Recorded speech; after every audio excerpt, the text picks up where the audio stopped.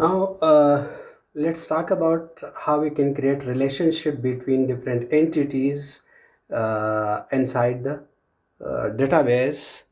As we already know that we have created the database, cell information system, and we have created the table, how we can create relationship between them.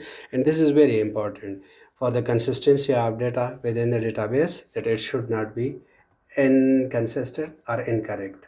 So we have created 6 tables: customer, order, employee, order detail, product and supplier. And the relationship, we mean that they should be connected with each other. If one of these entity is not connected with them, so it means that either that is not relevant and that could not be part of this database, or there is an error. So all the entities mean all the tables that you have created, they must be connected properly using their primary key and foreign key constraints. So these primary key and foreign key constraint are named as entity integrity constraint and referential integrity constraint.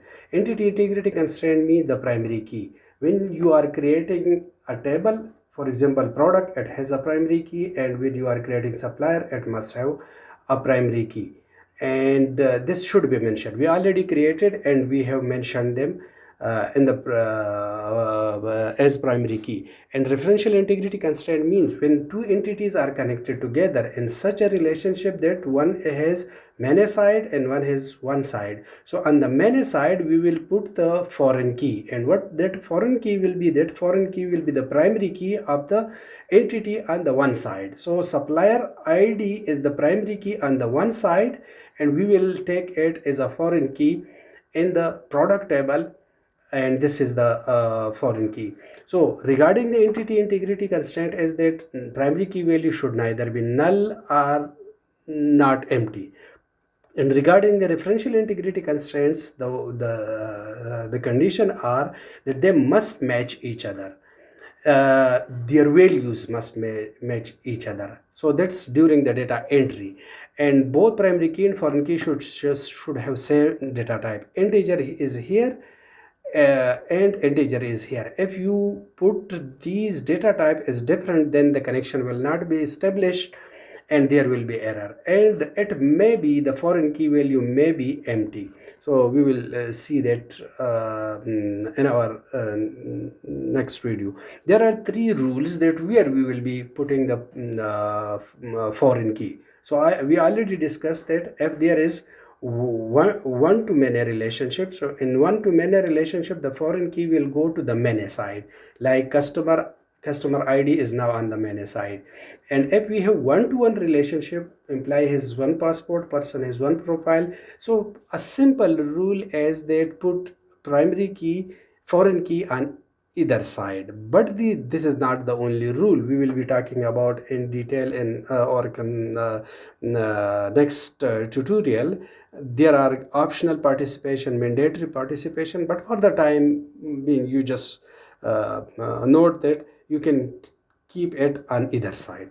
But when the case is many to many relationship, for example one order has many product and one product has many could be in many orders, so we cannot implement this in relational database management system. We have to split that and bring another entity inside between these two, order and product, and the name will be order and product, and put the primary key of the order and primary key of the product here. These both will act as the foreign key for these participating entities, and combined together they will be the primary key of this table. So we have already done this process and you can see the detail in the video. Now let's go and make it in access. So I will go to start the access, and we have already created the cell information system database, and all these tables are here.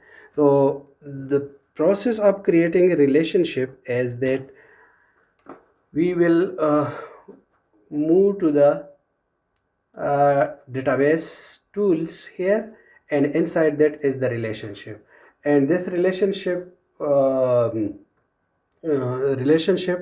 window will have the show table window will open. Double click each table in this show table window and those will be added over here. Now we have to connect them together. So the our first entity was customer comes in and they place order. So let's move it. So this one customer has many order. So we have put the customer ID is the foreign key. I will drag it and we will release on top of it. And here I will select this enforce referential integrity constraint. This is the referential integrity rule that we have to check it, and this connection is established. Now one order can have one order is managed by an employee. So we will see here that uh, one order is managed by an employee or many employee. For example, if we say that one order could be managed by many employees, so on the main employee table side we have to put the primary key of this table, but I can see that there is no foreign key is not added. So how we can do it? I will right click on this table and will go to here and will add uh, order ID, which is the primary key of the order table, and will save it and will come back to the this relationship window. And now you can see that order ID is here. So I will drag this one over here, enforce referential integrity, but what it says that the database engine could not, because it is already open. Oh yes, so this means that this table that we have created, this table, this relationship, this table should be closed first. If it is open, the relationship will not be established. Right, drag it and select it, and relationship is established. Now one order has many products, so let's connect this one order with this order ID, and this one order has many detail, and this order within the order detail there are the products, mean that each order will have product. So product, drag this one here, and now you can see that one to many relationship, this was order and product was having many to many relationship, and it was it